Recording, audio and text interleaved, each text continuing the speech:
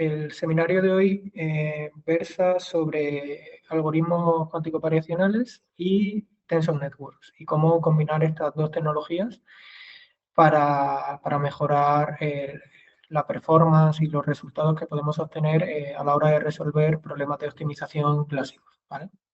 La charla tiene principalmente dos partes. Una parte donde vamos a hablar de los trabajos que ya hay publicados en el estado del arte, comentar un poco cómo funciona, qué ventajas y qué problemas tienen. Y la segunda parte de la charla irá sobre un trabajo que hemos realizado en los últimos meses aquí en Kilimanjaro y que va a ser publicado más pronto que tarde. ¿Vale? Entonces, bueno, lo primero vamos a comentar así un poquito por encima, aunque aquí todos somos de Cuco y sabemos o tenemos cierto conocimiento previo. Vamos a comentar un poco a qué nos referimos cuando hablamos de Tensor Network y a qué nos referimos cuando hablamos de algoritmos cuánticos variacionales. Bueno, los algoritmos cuánticos variacionales son algoritmos cuánticos que tienen dos partes, una que se ejecuta en un ordenador cuántico y otra que se ejecuta en un ordenador clásico. El objetivo principal de estos algoritmos es resolver problemas de optimización, es decir, dada una función de coste, el algoritmo busca el conjunto de parámetros de esa función de coste que minimiza la propia función, ¿vale? La parte, digamos, de la que se encarga el ordenador cuántico es la de generar una distribución de probabilidad de estados, dado un circuito cuántico parametrizado o ansat, y la parte de la que se encarga el ordenador clásico es la de computar esta función de coste a partir de los resultados dados por el ordenador cuántico y actualizar los parámetros del circuito cuántico parametrizado, ¿vale? Es un conjunto de algoritmos que es especialmente útil para la época en términos de hardware en la que nos encontramos, donde tenemos pocos qubits, además son de mala calidad porque hay ruido y porque hay poca coherencia, y son los algoritmos que más se pueden aprovechar del hardware que tenemos disponible. Y cuando hablamos de Tensor Network, hablamos de un paradigma de cálculo y formalismo matemático en el cual se pueden realizar cálculos eficientes de sistemas cuánticos. Este formalismo se basa en cálculos que pueden correr perfectamente en ordenadores clásicos, por tanto es un formalismo que puede aprovechar todo el hardware clásico disponible, que es un hardware que es altamente escalable, es fiable y es más barato, ¿vale? Entonces, bueno, la idea sería un poco combinar estos dos paradigmas para intentar que el resultado de la combinación de estos dos paradigmas fuera mejor que cada uno de ellos por separado, ¿no? Hay numerosos artículos en el estado del arte que hablan sobre cómo combinar las tecnologías de Tensor Network y de circuitos cuánticos variacionales. Y bueno, en concreto en esta charla nos vamos a centrar en creo que se ve el cursor, ¿no?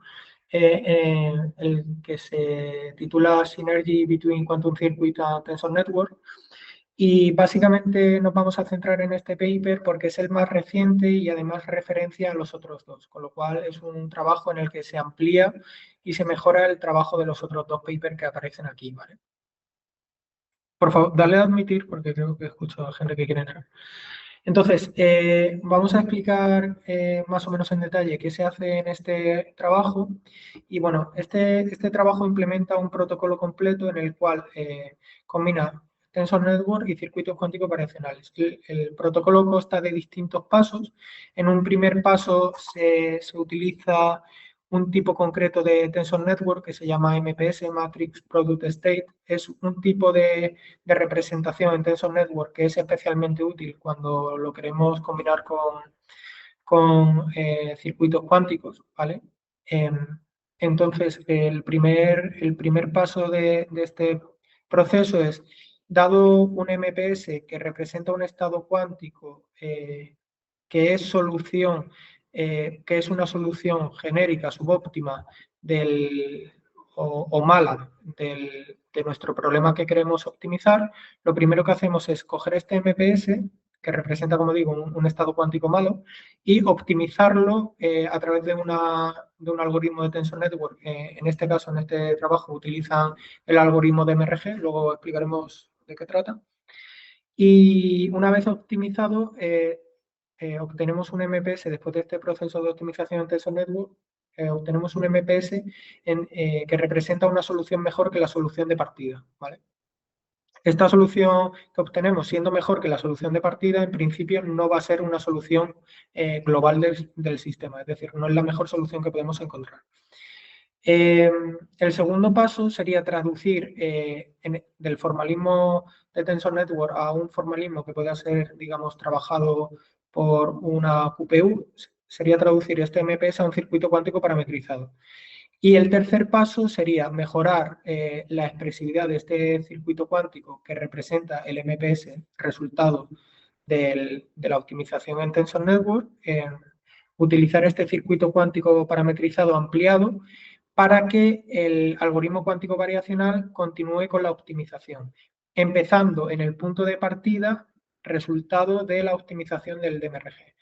Entonces, aquí en este pequeño diagrama vemos perfectamente lo que queremos conseguir, ¿no? Tenemos una primera parte donde tenemos una ejecución puramente clásica.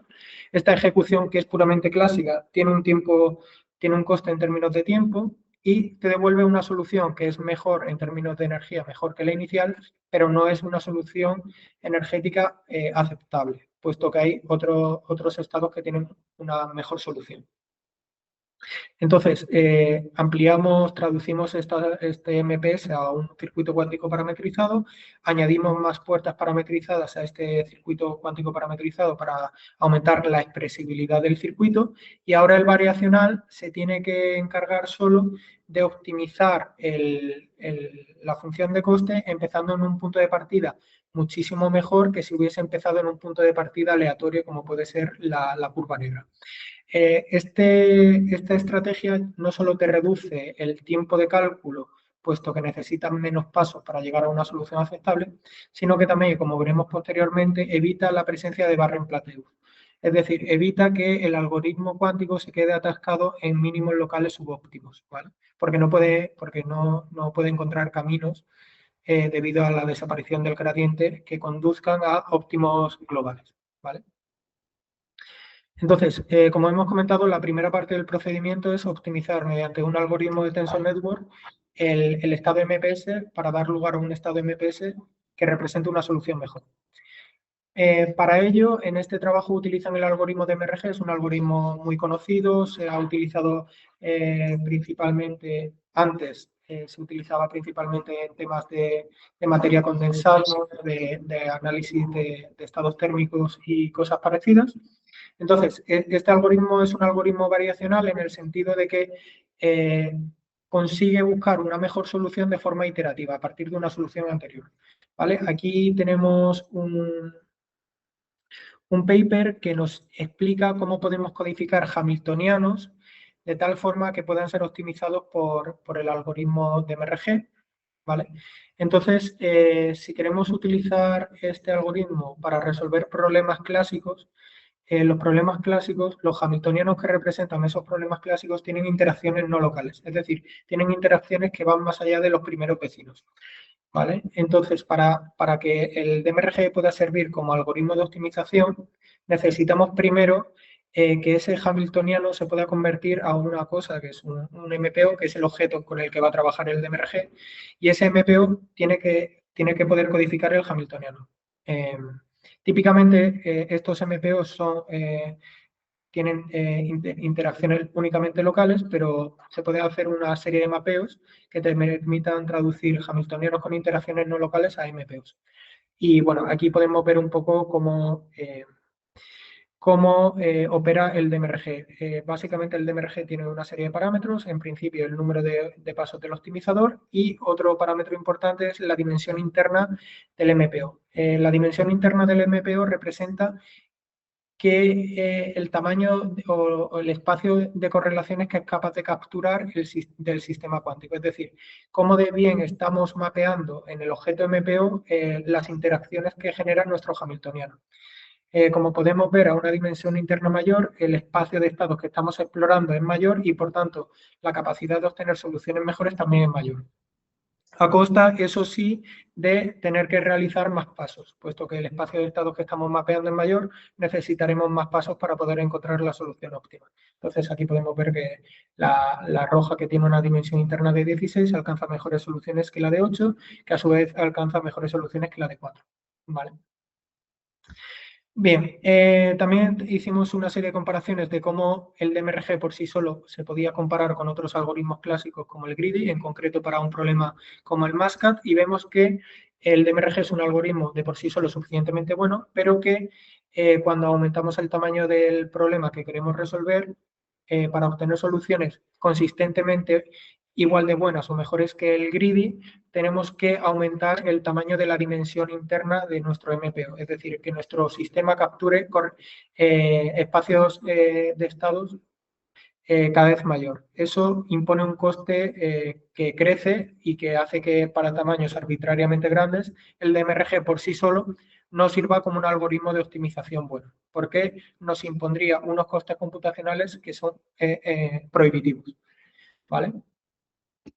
El siguiente paso sería, bueno, una vez tenemos este MPS, resultado de la optimización con DMRG, bueno, pues traducirlo a un circuito cuántico, ¿vale? A un Parametrize Quantum Circuit. Para hacer esto, tenemos dos formas de hacerlo. Descomponer el MPS mediante una forma analítica o descomponer el MPS a PQC a través de una descomposición por optimización. Para hacer esto nos hemos basado en este paper, que es Decomposition of Matrix Product State into Shallow Quantum Circuits, ¿vale? Y bueno, pues vamos a explicar los dos métodos que tiene, tanto los puntos buenos que tiene cada uno de los métodos como los puntos, digamos, deficientes. El primer método, el de la descomposición analítica, consiste en lo que vemos aquí. Tenemos un MPS con una dimensión interna variable, creciente conforme nos acercamos a la mitad del MPS. Y lo que hacemos es, de forma iterativa, truncamos el MPS que queremos traducir a PQC, lo truncamos a una dimensión interna de tamaño 2, donde los índices corren solo en dos variables. Este MPS truncado se puede traducir a unos tensores de dimensión 4, ¿vale? Tensores que actúan sobre dos qubits. Esta traducción se realiza pues, a través de una serie de reglas que vienen dadas en el paper, y lo que hacemos es ir iterativamente construyendo estas matrices SU4, que como decimos actúan sobre dos qubits, a partir de cada una un conjunto de matrices SU4 que encontramos después de truncar el MPS a KI2, a dimensión interna 2, aplicamos la traspuesta de este conjunto de SU4s al MPS original.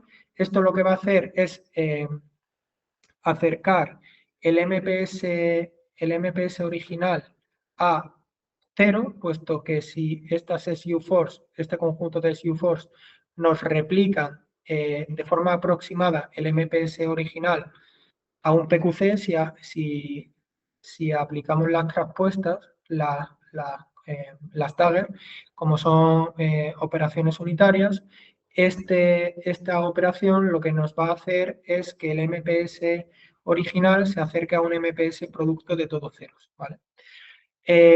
Aplicar esta fusión entre las SU4s y el MPS lo que va a hacer es hacer crecer la dimensión interna. Por tanto, después de aplicar este proceso, tenemos que volver a truncar para obtener la dimensión interna original. Lo que hacemos en cada proceso, y volveríamos a empezar, lo que hacemos es guardarnos en cada iteración este conjunto de matrices, este conjunto de tensores que vamos obteniendo. Con lo cual, al final, lo que obtendremos será un conjunto de n capas de matrices de SU4s. Pero tenemos que realizar un último paso, una vez tenemos el conjunto de capas de tensores SU4s, y es traducir estos tensores a puertas parametrizadas conocidas que puedan ser implementables en los ordenadores cuánticos que para implementar circuitos cuánticos se utilizan una familia base de puertas. Entonces utilizamos lo que se llama la descomposición de Cartan o también CAC decomposition, y esto conlleva un coste elevado en términos del número de parámetros, puesto que si queremos mapear este tensor SU Force en términos de puertas cuánticas parametrizadas conocidas, ello dará lugar a un conjunto de 15 parámetros por cada tensor SU Force. Con lo cual, si queremos traducir nuestro conjunto de tensores SU4 a un PQC, obtendremos un PQC que representa fielmente el MPS original, pero a costa de introducir un número muy alto de parámetros, ¿vale? Además, este método de descomposición analítica tiene una serie de problemas intrínsecos que están basados básicamente en que posee inestabilidades numéricas. Y además que el incluir un número arbitrariamente grande de capas no conduce a que el sistema PQC replique fielmente el MPS que queremos copiar o que queremos replicar, ¿vale? Aquí en el primer plot podemos ver cómo aumentando el número de capas SU-Force que utilizamos para replicar nuestro MPS original, aumentamos la fidelidad, es decir, cómo se parece el MPS al PQC, pero vemos que se puede quedar atrapado y que añadir más capas no implica necesariamente que la fidelidad entre el MPS y el PQC aumente. Al mismo tiempo vemos que este procedimiento es sensible al tamaño del sistema, puesto que si utilizamos un tamaño de capa fijo, al aumentar el número de tensores que estamos intentando replicar o traducir, la fidelidad, dado un número fijo de capas, disminuye rápidamente, ¿vale? Entonces, el otro método alternativo a la descomposición analítica es la descomposición por optimización. Aquí, en lugar de intentar encontrar las matrices SU4, lo que hacemos es proponer un conjunto de matrices SU4 y lo que vamos a hacer es ir actualizando individualmente cada una de estas matrices SU4 que proponemos al inicio de forma arbitraria, puesto que no conocemos cuáles son las matrices, los tensores que nos interesan. Y lo que hacemos es ir actualizando cada uno de estos tensores individualmente, siguiendo el protocolo que vemos aquí. Y lo que hacemos es encontrar individualmente el tensor que maximiza el overlap, es decir, la similitud entre el conjunto de tensores originales y el MPS que queremos replicar, ¿vale? ¿Problemas y beneficios de utilizar este protocolo? Bueno, pues tenemos varios. La ventaja es que la capacidad de reproducir un MPS arbitrariamente grande es muchísimo mejor, órdenes de magnitud mejor que la descomposición analítica, y vemos que, al contrario de lo que ocurre en el primer método, añadir aquí más capas sí, con matices, pero sí te garantizaría encontrar soluciones o fidelidades mejores, es decir, replicar mejor el MPS original a un PQC. El problema principal de esto es que es más costoso computacionalmente.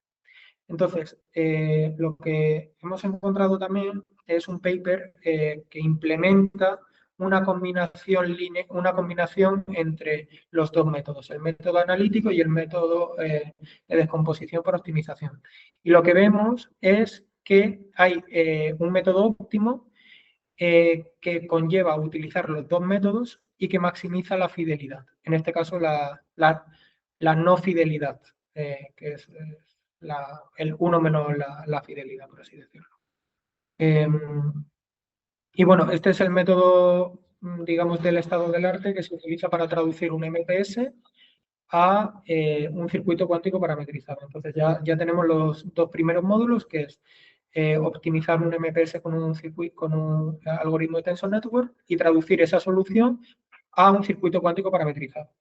Entonces, vamos a ver las soluciones de este artículo, el de Rudolf, el que implementa el protocolo que hemos visto al principio. Entonces, cosas que son interesantes para ver. Bueno, pues un poco lo que aparecía en el esquema original es que si nosotros inicializamos el circuito cuántico variacional con la solución obtenida del DMRG, vemos que consistentemente soluciones mejores del DMRG producen soluciones mejores en el circuito cuántico variacional. Por ejemplo, podemos ver que el circuito, la solución del DMRG con KI M8 genera una solución mejor que el DMRG con KI4, y que eso se traduce en que el variacional inicializado con el MPS de KI8 encuentra soluciones mejores que el MPS inicializado que el VQI inicializado con el MPS de KI4, ¿vale? Y bueno, esto es interesante, pero más interesante todavía, diría yo, es que este método evita la aparición, por lo menos hasta donde nos enseñan, de las mesetas áridas o de las barras en plateo. En el segundo plot, lo que podemos ver es, dado un tamaño de problema, vemos que al añadir un número de capas mayor, en este caso del VQE, lo que vemos es que si el VQE ha sido inicializado con parámetros randomizados, al aumentar el número de capas, la varianza del gradiente cae rápidamente. Es decir, tendrías que utilizar muchos más circuitos, muchos más recursos cuánticos para ver cuál es el camino que te conduce al óptimo global, porque la diferencia entre alturas del landscape es menor. Al contrario de inicializar con parámetros randomizados, lo que vemos es que si el circuito cuántico está inicializado con los parámetros provenientes del MPS optimizado por el DMRG, lo que vemos es que la varianza del gradiente, siendo menor conforme aumentamos el tamaño del problema, esta no disminuye cuando sí aumentamos la profundidad del ANSAT, del circuito cuántico parametrizado. Con lo cual nos estamos quitando uno de los dos problemas, porque cuando utilizamos circuitos cuánticos inicializados de forma aleatoria, las barras en plateus aparecen o las mesetas áridas aparecen, tanto porque crece el tamaño del sistema como porque crece la profundidad del ANSAT. Aquí evitamos la aparición de la barra en plateus por la profundidad del sistema. Aunque es verdad que se puede ver que a mayor tamaño del sistema, la varianza del gradiente va disminuyendo y por tanto a tamaños de problemas arbitrariamente grandes, la varianza del gradiente tendería a cero previsiblemente, ¿vale? Y bueno, aquí otro plot que es muy parecido al primero, pero lo especifican para un MPS de KI2, un MPS muy sencillito, y lo que vemos es cómo, independientemente de la topología que utilicemos para nuestro ANSAT, ya sea lineal, es decir, que las puertas SU4 vayan a los primeros vecinos o todas a todas, es decir, que las puertas SU4 conecten todos los qubits con todos los qubits. Independientemente de eso, vemos que la varianza del gradiente es consistentemente mejor si inicializamos nuestro circuito cuántico parametrizado con los parámetros que nos provienen de la optimización del DMRG, que si inicializamos aleatoriamente nuestro PQC, ¿vale? Con parámetros randomizados, quiero decir. Pero claro, nosotros desde Kilimanjaro hemos implementado esta metodología porque nos parecía bastante interesante, la verdad. Y cuando hemos llevado el problema, la resolución del problema desde un problema cuántico, que es el que utilizan ellos, que utiliza la resolución del problema de Heisenberg, cuando nos llevamos este protocolo para resolver problemas puramente clásicos, como puede ser el problema Mascad, el problema TSP, el problema del viajero o el problema de la mochila, cualquiera de estos, lo que vemos es que no conseguimos replicar los resultados.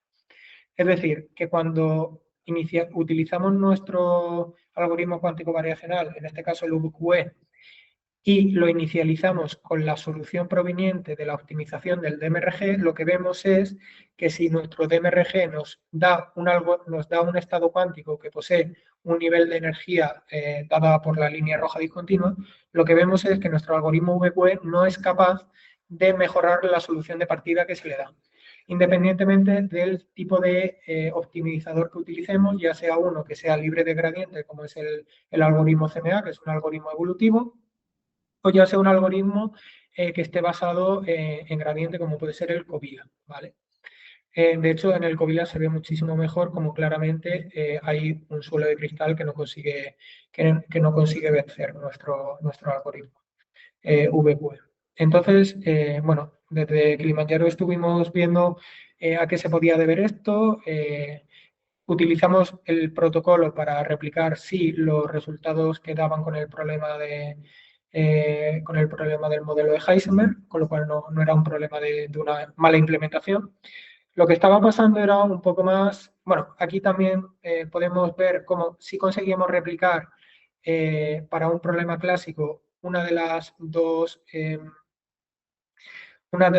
ventajas que daba este método, que es que empezar en un estado de solución mejor hace que el VQE sí empiece en un estado de energía mejor. Es decir, que inicializar nuestro VQE con un MPS de Ki8 que ha sido optimizado por el DMRG, que tiene mejor solución que un MPS de Ki2 optimizado por el DMRG, si se traduce directamente en que nuestro VQE empieza en un estado de energía mejor si lo inicializamos con el MPS de Ki8 que si lo inicializamos con el MPS de Ki2. ¿Vale? O sea, esa ventaja, esa traducción de ventajas sí se lleva desde la parte clásica a la parte cuántica. Lo que nos encontramos es el mismo fenómeno, es que el propio VQE no es capaz de vencer, no es capaz de mejorar el punto de partida en el que le deja el algoritmo de MRG, independientemente de a qué altura de energía te encuentres. ¿Vale? Entonces, estuvimos investigando por qué podría ser esto y fuimos conscientes de lo que pasaba cuando vimos lo siguiente. Lo que vimos es, intentamos mapear la evolución de la entropía de coherencia de nuestro estado MPS a lo largo de la optimización del DMRG. ¿Vale? La entropía de coherencia en este caso, en este ámbito, lo que mide es el grado de superposición de nuestro sistema. Es decir, cuántos estados de la base computacional están siendo parte de la combinación lineal del estado final. ¿Vale? Entonces, lo que veíamos es que para problemas clásicos, no para problemas cuánticos, pero sí para problemas clásicos, lo que ocurre es que el DMRG consistentemente, cuando busca un estado óptimo, lo que hace es elegir un estado producto de la base computacional. Con lo cual, cuando nosotros estamos inicializando nuestro algoritmo variacional, en este caso el VQE o el UABAT, da igual, lo que hacemos es inicializar nuestro problema en un estado producto de la base computacional. Claro, esto produce que el algoritmo VQE empiece en un mínimo local, por tanto, no va a poder salir de ese mínimo local, porque además es un mínimo local que es subóptimo, pero es suficientemente profundo como para que el algoritmo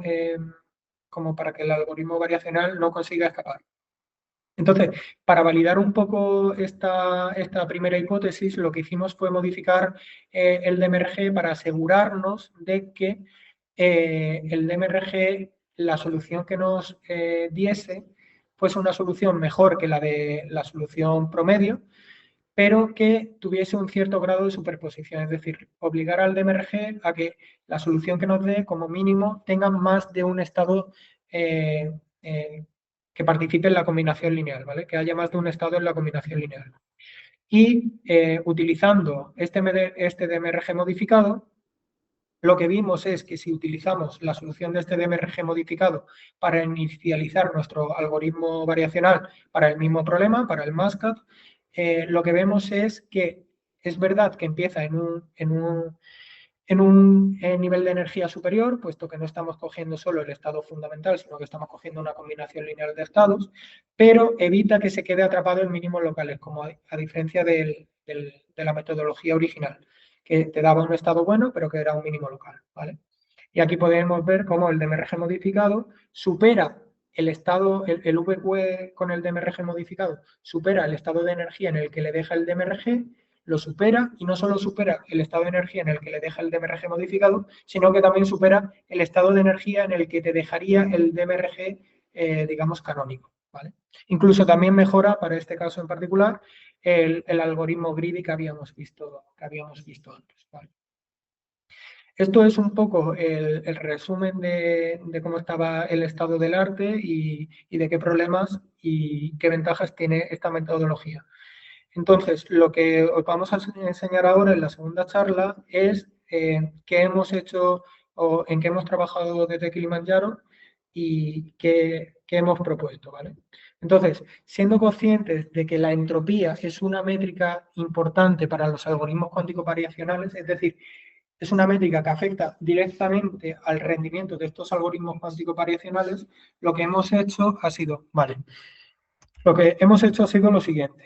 Hemos dicho, nuestro razonamiento ha sido el siguiente. Si estados de baja energía no son necesariamente, no tienen por qué ser necesariamente buenos para que el algoritmo variacional, como estado de inicialización me refiero, para que el algoritmo variacional funcione bien, lo que vamos a buscar son estados que sean de mínima energía, es decir, que estén cerca del mínimo global, pero que sean a su vez estados de máxima entropía, es decir, que sean estados donde los estados de la base tengan una combinación lineal máxima. Entonces, lo que vamos a buscar para inicializar nuestros algoritmos variacionales son estados que minimicen esta función de coste. Evidentemente, si sustituimos esta constante alfa por la constante t, lo que tenemos es la energía, la ecuación de la energía libre de Gibbs, y lo que sí sabemos es cuáles son los estados, de forma analítica sabemos qué estados son los que minimizan esta función de coste.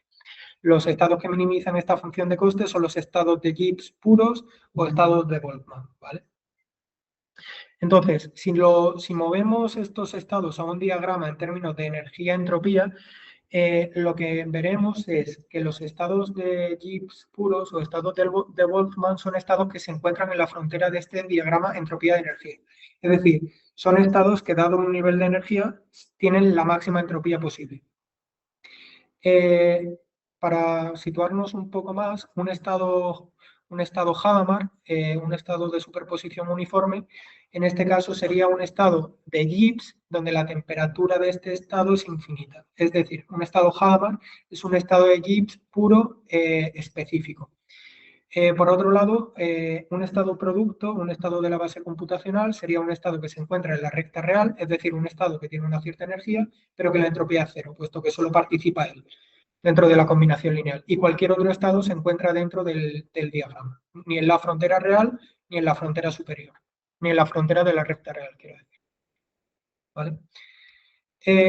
Entonces, siguiendo esta premisa de construir estados de G puros para inicializar nuestros algoritmos cuánticos variacionales, lo que hemos hecho ha sido construir un nuevo protocolo donde juntemos la capacidad de las Tensor Network con los algoritmos cuánticos variacionales, teniendo además en cuenta que los estados que nos interesan para inicializar estos algoritmos cuánticos variacionales son estados de Gibbs. Entonces, lo que tenemos es un algoritmo cuántico, un algoritmo de Tensor Network, perdón, que te permite construir de forma eficiente estos estados de Gibbs puros. En este caso utilizamos un algoritmo de Tensor Network que se llama MPO Time Evolution. Luego traducimos la solución que obtenemos de este algoritmo MPO Time Evolution a un circuito cuántico parametrizado y utilizamos este circuito cuántico parametrizado como estado de preparación para inicializar nuestro algoritmo QAM. Luego al final comentaré cada una de las ventajas que tiene hacer esto de esta forma específica, de hecho. Pero para ir y no perder mucho tiempo, voy a explicar brevemente en qué consiste este algoritmo MPO Time Evolution. Este algoritmo MPO Time Evolution lo que implementa es la construcción de los estados de Gibbs puros de forma, digamos, secuencial. Lo que hacemos es empezar con un estado MPS inicial, que es el estado Hadamard, y lo que vamos haciendo secuencialmente es ir aplicando MPOs que representan estados, que representan exponenciales reales a de una cierta temperatura o que evolucione el sistema durante un cierto intervalo de tiempo. Cuanto más pasos demos dentro de este algoritmo, mayor tiempo de evolución estaremos implementando y consecutivamente menor temperatura estaremos alcanzando. Aquí dentro de este protocolo el tiempo de evolución del algoritmo, es decir, el tamaño de beta, cuanto mayor sea beta, es decir, cuanto mayor sea el tiempo de evolución, menor es T y uno es inversamente proporcional a otro. Es decir, beta es 1 partido de T. Mayor beta es menor temperatura. Idealmente, beta infinito tiende a T0 que te deja en el estado fundamental que queremos, ¿vale? Para implementar este algoritmo nos hemos basado en este artículo, teniendo en cuenta además que tenemos que construir nuestro MPO utilizando el artículo que nos permite construir MPOs de Hamiltoniano con interacciones no locales, puesto que lo que nos interesa es utilizar este algoritmo para resolver problemas clásicos, que usualmente tienen interacciones no locales, ¿vale?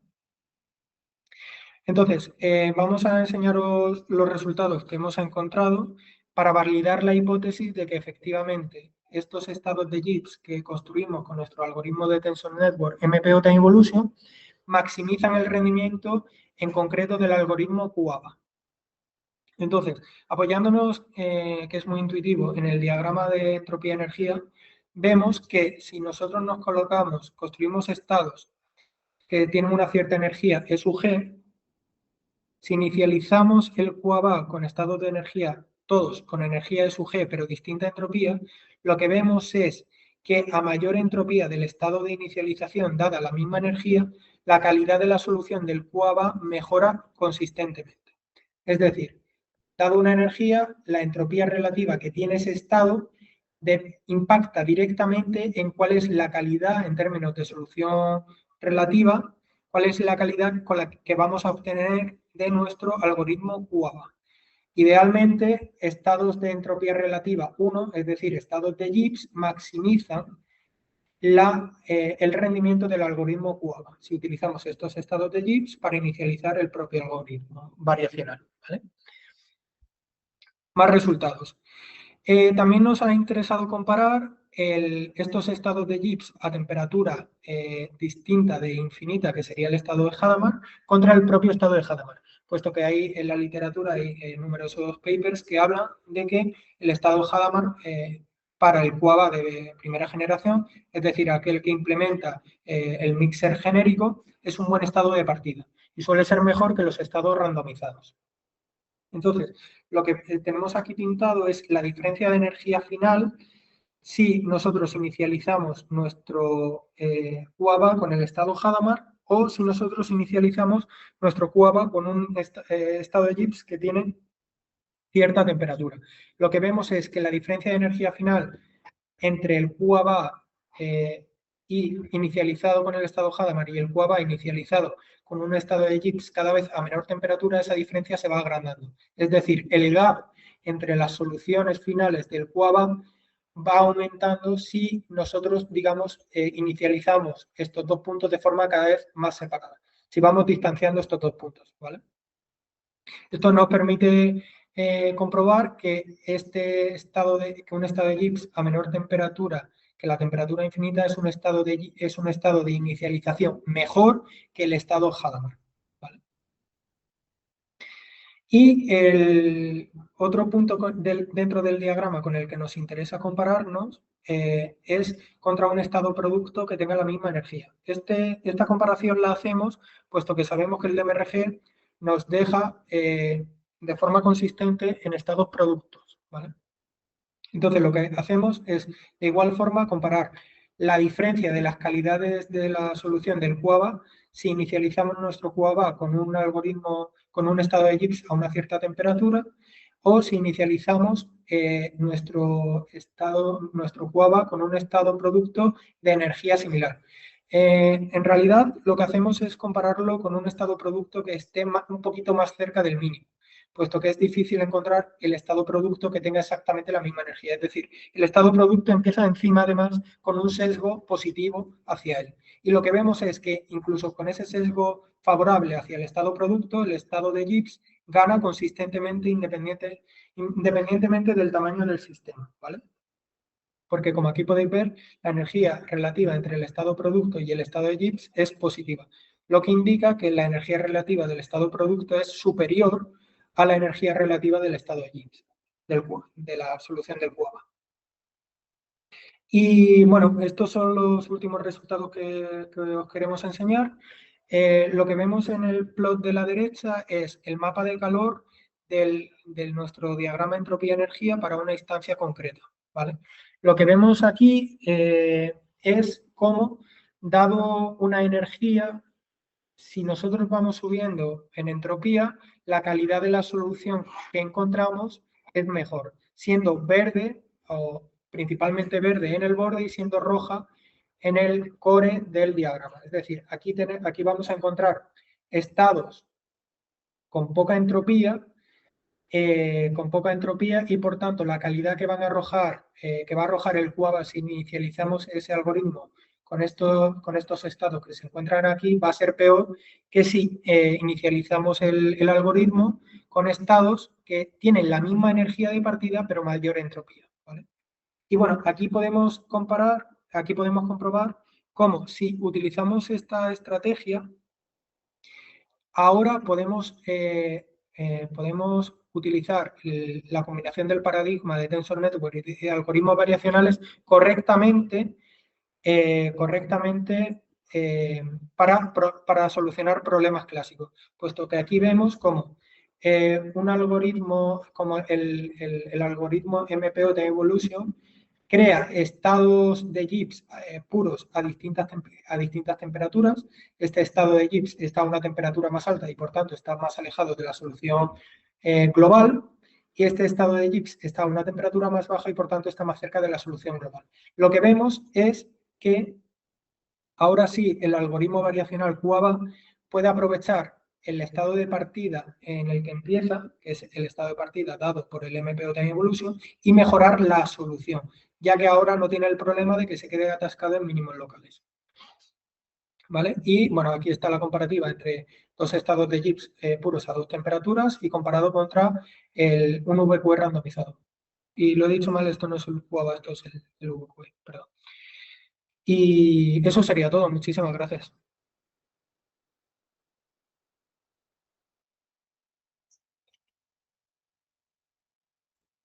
Ahora tenemos unos minutos pues para todas las preguntas que queráis.